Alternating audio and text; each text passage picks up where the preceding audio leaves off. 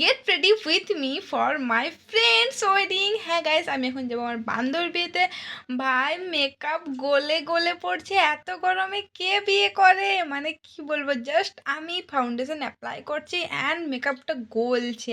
এত গরম, আমার ঘরে এসি নেই, তাই মেকআপ আর কিছুতে সেট হচ্ছে না। যাই হোক, কষ্ট মষ্ট করে কিছু করে হোক মেকআপটা ডান করলাম। আর তারপর আবার কল আসে কি আমার আসতে আর 1 ঘন্টা লেট হবে। এটা খুশির খবর নয় একদমই। ভাই মেকআপটা এত গলছিল না আমার, ওই 1 ঘন্টাতে আমি যেতে যেতে ভূতে যাবো। তাই ভাবলাম কম্পাক্ট দিয়ে তো মেকআপ সেট করতেই হবে, তাই ফাটাফাট ফাটাফাট ফাটাফাট ডাব ডাব ডাব করে লাগিয়ে নিলাম অ্যান্ড মেকআপ আমি সেট করে নিলাম। যাই হোক, তারপরে একটু ব্লাশার, হাইলাইটার, একদম চকচক চকচক করছে, আর লিপস্টিক এটা তো একদম মাস্ট। আর আমি একদম পার্লসের নেকলেস অ্যান্ড ইয়ারিংস পরে একদম প্রিন্সেস হয়ে গেলাম। তোমরা কমেন্ট করে বলো আমাকে কীরকম লাগছে। কমব্যাক আর ফিক্সারে আমার মেকআপটা যদিও বাঁচিয়ে নিয়েছিল বিয়েবাড়ির, তখন গিয়ে পরে দেখি আমার বান্ধবীর হচ্ছে এখানে ফটোশ্যুট।